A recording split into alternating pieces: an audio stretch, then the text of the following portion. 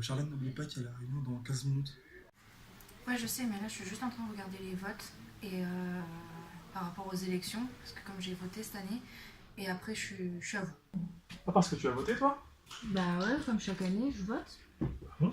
Bah ouais, pourquoi tu l'as pas fait? Non, j'ai pas eu le temps. Avec toutes les réunions, le boulot, pas du tout.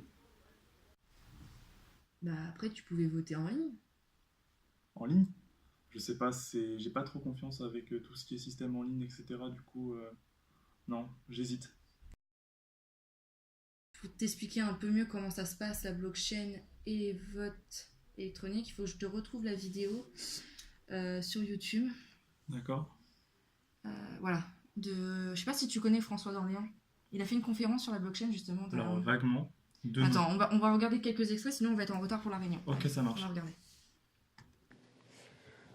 Donc en transférant un vote sur une blockchain, on va transférer certaines de ses propriétés. Ces propriétés sont d'être immuables et incorruptibles. C'est-à-dire que même l'administrateur d'un vote ne va pouvoir modifier le vote a posteriori.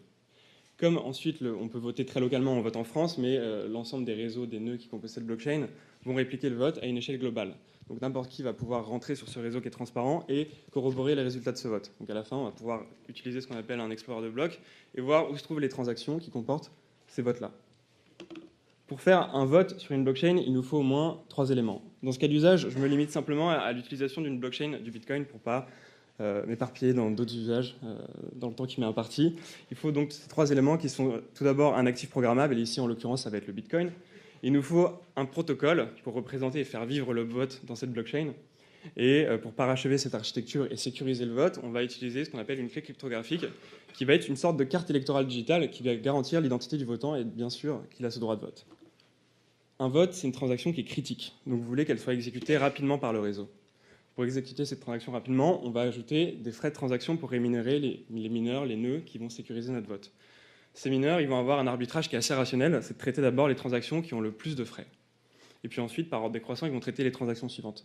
Si au moment où on envoie un vote sur la blockchain du Bitcoin, le réseau est saturé, dans leur arbitrage, les nœuds, les mineurs vont avoir tendance à reporter ce vote vers le bloc suivant, et ainsi de suite si le bloc suivant est saturé. Donc on va mettre des frais de transaction qui vont être de l'ordre, selon le cours du Bitcoin, de 10 centimes d'euros. Avec ça, on va être à peu près sûr que le réseau va traiter notre vote. Pour parachever cette architecture et donc ajouter la sécurité, on a besoin d'une carte électorale digitale. Comment s'assurer que si je me présente à mon wallet, je suis bien le propriétaire de ce wallet et que je vais pouvoir donc effectuer mon vote. Pour ça, on utilise le concept de clé cryptographique. C'est un concept qui est largement répandu dans n'importe quel système de vote numérique, mais qui est aussi à la base de l'architecture du Bitcoin et des blockchains. En mot de conclusion, je voudrais vous le dire avec un philosophe qui s'appelle Karl Popper et qui devrait être l'un des maîtres à penser de tous les innovateurs et de tous les entrepreneurs, c'est que dans cette blockchain, on est dans un espace assez expérimental, complètement mouvant, où il y a des milliers de cas d'usage qui sont énumérés, et il faut se saisir de ces cas d'usage, itérer dessus, voir ce qui en sort.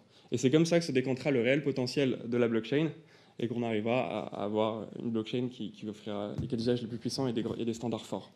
Je vous remercie de votre attention. Donc voilà, tu as pu voir. Bon, j'ai pris seulement quelques extraits parce qu'elle a duré 9 minutes, comme tu as pu le voir. Ouais.